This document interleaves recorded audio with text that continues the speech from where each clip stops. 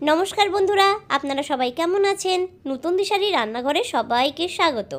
आज के आमी आपनादेरके केकेर रेसिपि शेखाबो। खूब सहजेई कम खरचे खूब सामान्य उपकरण दिए किभाबे एकदम पारफेक्ट केक बनाते हय सेटा किन्तु आमी स्टेप बाई स्टेप देखिए देब। और ये केक बनाते मोटामुटी कत टाका खर्चा होच्छे और सठिक परिमाणे की उपकरण लागছে सबकिछु किन्तु आज के এই ভিডিওতে আপনাদের সঙ্গে डिसकास करब। तो चलुन आमी चले आसि भिडियोते।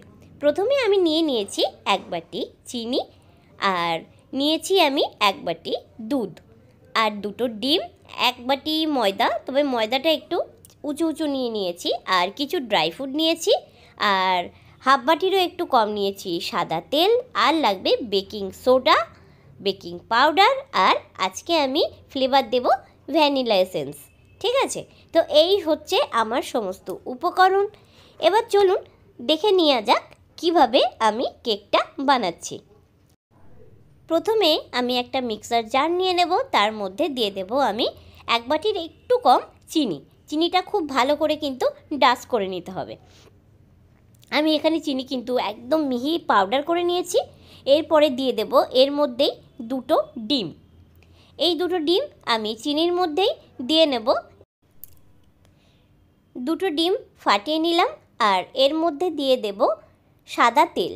সাদা তেল চিনি আর ডিম একসাথে কিন্তু ভালো করে একটা মিহি পেস্ট বানিয়ে নিতে হবে। আপনারা চাইলে হ্যান্ড ব্লেন্ডার দিয়েও কিন্তু এই উপকরণগুলো একসাথে মিক্সড করে নিতে পারেন। যাদের বাড়িতে হ্যান্ড ব্লেন্ডার নেই তারা কিন্তু এইভাবে মিক্সচার মেশিনেও বানিয়ে নিতে পারেন। দেখুন কত স্মুথ একটা পেস্ট হয়েছে। আর এইভাবে যদি আপনারা মিক্সচার মেশিনের মধ্যে মিক্সড করে নেন তাহলে কিন্তু কেকটা খুব ভালো খেতে হয়। এরপরে আমি এক চামচ দিয়ে দেব ভ্যানিলা এসেন্স। ভ্যানিলা এসেন্স দিয়ে খুব ভালোভাবে কিন্তু মিক্সড করে নিতে হবে। এরপরে যে ময়দাটা আমি নিয়েছিলাম সেই ময়দার অর্ধেকটা আমি চেলে নেব। খুব ভালোভাবে কিন্তু চালনি দিয়ে চেলে নিতে হবে, তা না হলে কেক কিন্তু খুব ভালো তৈরি হবে না। কেকের মধ্যে ময়দার যদি দলা থাকে তাহলে কিন্তু কেক একদমই ভালো লাগবে না খেতে আর ঠিকঠাকভাবে কিন্তু কেকটা বেকও হবে না। তো এই কারণে ময়দাটা অবশ্যই চেলে নিতে হবে। তারপরে আমি এই মিশ্রণের মধ্যে খুব ভালোভাবে ময়দাটা মিশিয়ে নেব। একেবারে সমস্ত ময়দাটা দিতে যাবেন না, তাতে কিন্তু মিক্সড করতে অনেকটাই সমস্যা হবে। তো প্রথমে অর্ধেকটা দিয়ে ভালো করে মিক্সড করে নিতে হবে, তারপরে অর্ধেকটা দিয়ে মিক্সড করতে হবে। দুবারে এই প্রসেসটা করলে খুব ভালোভাবে কিন্তু ময়দাটা মিক্সড হয়ে যাবে এই মিশ্রণের মধ্যে। এরপরে যে বাদবাকি ময়দাটা আমার রয়ে গেছে সেই ময়দাটাও কিন্তু আমি একসাথে চেলে নেব।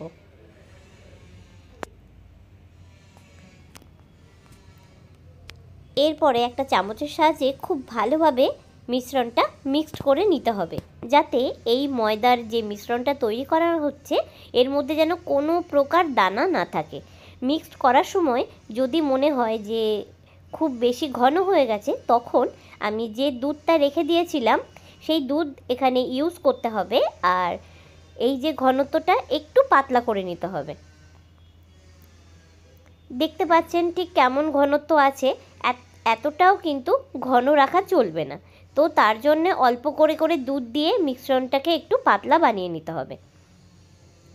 তবে খুব বেশি পাতলা করাও চলবে না, মোটামুটি মিডিয়াম রাখতে হবে। খুব বেশি ঘনও না খুব বেশি পাতলাও না। আমি মিক্সড করার পরে আপনাদেরকে দেখিয়ে দেব ঠিক কীরকম ঘনত্বে রাখলে কেক কিন্তু পারফেক্ট ফুলবে। এরপরে দিয়ে দেব এক চামচ বেকিং পাউডার। যে চামচে এক চামচ আমি নিয়েছিলাম ভ্যানিলা এসেন্স সেই চামচেই কিন্তু নিতে হবে আর অল্প পরিমাণে নিতে হবে, প্রায় এক চিমটি মতো নিতে হবে বেকিং সোডা। বেকিং সোডা কিন্তু খুব বেশি পরিমাণে দেওয়ার প্রয়োজন নেই আর বেকিং পাউডারটা কিন্তু এক চামচ মতো দিলেই হবে। এক বাটি ময়দা দিয়ে কেক বানাতে গেলে এক চামচ বেকিং পাউডার যথেষ্ট। এরপরে অল্প একটু ময়দা নিয়ে যে ড্রাই ফ্রুটগুলো আমি রেখেছিলাম তার মধ্যে ছড়িয়ে দিয়ে খুব ভালোভাবে কিন্তু মাখিয়ে নেব। মাখানো হয়ে গেলে একটা শুকনো বাটির মধ্যে আমি সমস্ত ড্রাই ফ্রুটগুলো তুলে নেব। বাদবাকি যে ময়দাগুলো পড়ে থাকবে সেগুলো কিন্তু ফেলে দিতে হবে। এরপরে যে ট্রের মধ্যে আমি কেক বানাবো সেই ট্রের মধ্যে আমি তেল ব্রাশ করে নেব। চারিদিকে তেল ব্রাশ করে নিলাম। তারপরে আমি এর মধ্যে দিয়ে দেব অল্প পরিমাণে ময়দা ছিটা। ময়দা দিয়ে ভালো করে কিন্তু আমি এই পাত্রের সমস্ত ধারে কিন্তু লাগিয়ে নেব। তারপরে বাদবাকি যে ময়দাগুলো বেঁচে যাবে সেগুলো কিন্তু একটু ঝাড়া মারলেই পড়ে যাবে। দেখতেই পাচ্ছেন খুব সুন্দরভাবে কোটিং হয়ে গেছে। এরপরে আমি এর মধ্যে যে কেকের ব্যাটারটা রেখেছিলাম আগে থেকে গুলে সেই ব্যাটার কিন্তু দিয়ে নেব। তার আগে আমি এর মধ্যে কিছু ড্রাই ফ্রুট দিয়ে নেব, যে ড্রাই ফ্রুটের মধ্যে আমি ময়দা মাখিয়ে রেখেছিলাম। আপনারা চাইলে আপনাদের পছন্দের মতো আরও অন্যান্য ড্রাই ফ্রুটও এর মধ্যে কিন্তু দিতে পারেন। ড্রাই ফ্রুট দিয়ে খুব বেশি নাড়িয়ে চাড়িয়ে মিশ্রণ করার দরকার নেই।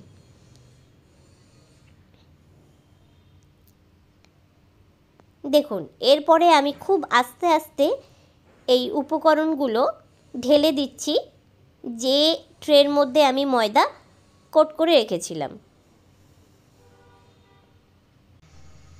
খুব সাবধানে ময়দার ব্যাটারটা ঢেলে দিতে হবে কেক ট্রের মধ্যে।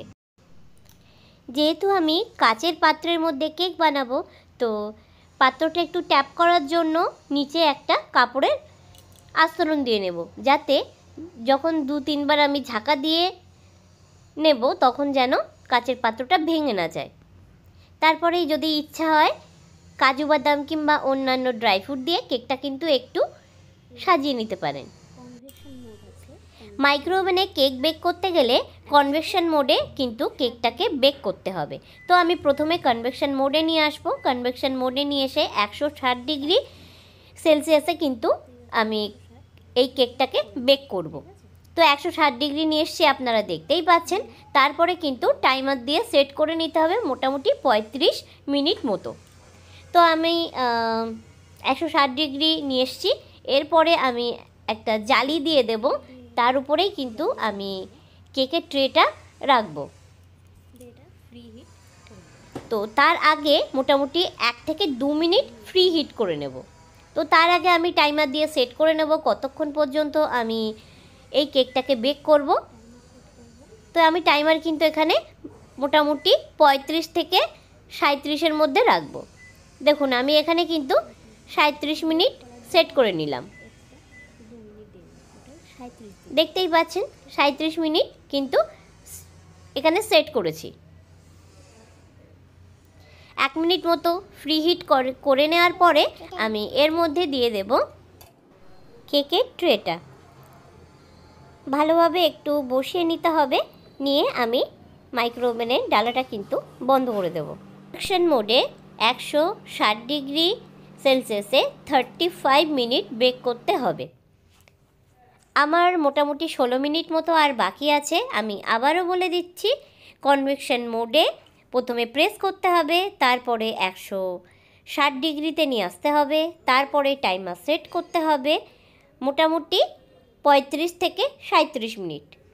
তারপরেও যদি 37 থেকে 35 মিনিটের মধ্যে যদি কেক বেক না হয়, একটা টুথপিক কিংবা কাঠি দিয়ে যদি আপনারা কেকের মধ্যে ছিদ্র করেন, যদি দেখেন যে সেই কাঠির গায়ে কেক লেগে যাচ্ছে, তাহলে আরও 3 থেকে 4 মিনিট কিন্তু এক্সট্রা বেক করতে হবে। তো আমার 35 থেকে 36 মিনিট মতো বেক করা হয়ে গেছে। এবার আমার কাঠির গায়ে কিন্তু এই কেকটা লাগছে না। আপনাদের যদি কেক লেগে যায় কাঠির গায়ে, তাহলে বুঝবেন যে কেকটা এখনও হয়নি। মোটামুটি আরও 2 থেকে 3 মিনিট কিন্তু এক্সট্রা কনভেকশন মোডে বেক করে নেবেন। কেক যখন ঠান্ডা হয়ে যাবে তারপরেই কিন্তু পাত্র থেকে কেকটা উঠাবেন, তা না হলে কিন্তু কেক উঠতে চাইবে না। আর যদি আপনাদের কাছে মাইক্রো ওভেন না থাকে, তাহলে গ্যাসে কিভাবে কেক বানাবেন তার ভিডিও আমার চ্যানেলে আছে।